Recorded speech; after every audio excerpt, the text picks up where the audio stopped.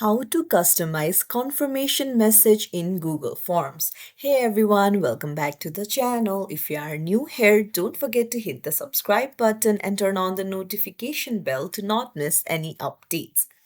So, confirmation message is usually your form has been recorded in Google Forms.